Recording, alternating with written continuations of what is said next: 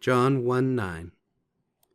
Erat lux vera, quae illuminat omnem hominem venientem in mundum.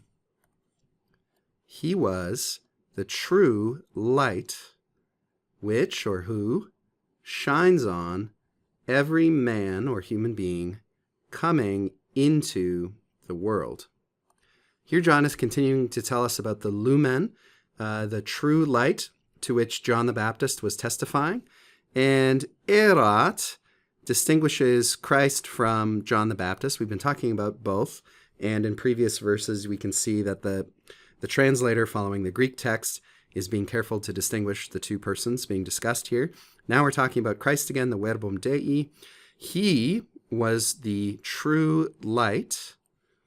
This is singular and feminine, both lux and vera. Vera from verus a true or genuine. Quae here is our relative pronoun, same as its antecedents, singular and feminine, as well as nominative, since it is the subject of the clause that follows. The light which does what? Well, the light which shines on every man or every human being. So omnem hominem, this phrase, both of these are accusatives of third declension, in this case the third declension noun and the third declension adjective, omnem. Those are direct objects of the verb illuminat. By the way, don't be troubled by illuminat. This is exactly the equivalent of illuminat. It's just an orthographical difference. Venientem, we can see, is connected to omnem hominem. We have our accusative ending here.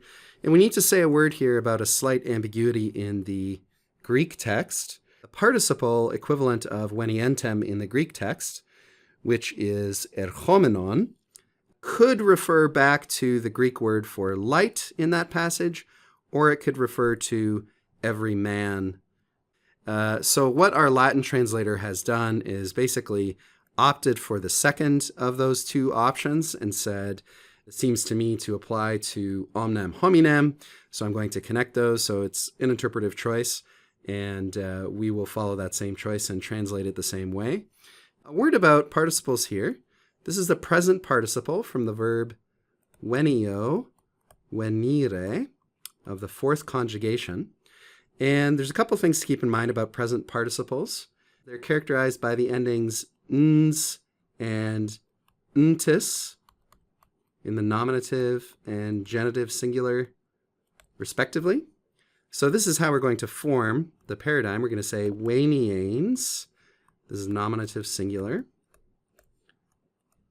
Venientis, of one coming, you could say, in the genitive singular. Dative singular would be venienti.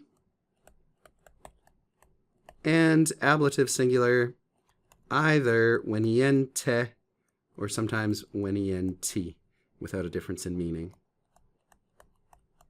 And you can review those in the plural as well. But another important thing to remember about the present participle, so it's formed like a third declension noun.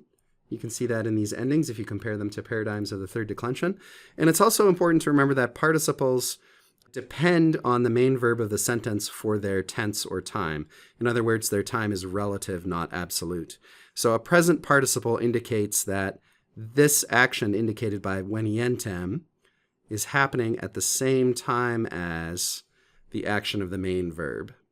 One more thing we want to note is that in plus accusative indicates motion into. You can compare with in plus the ablative in this way. You can say in plus accusative is moving into a space, and in plus ablative is indicating simply position within that same space.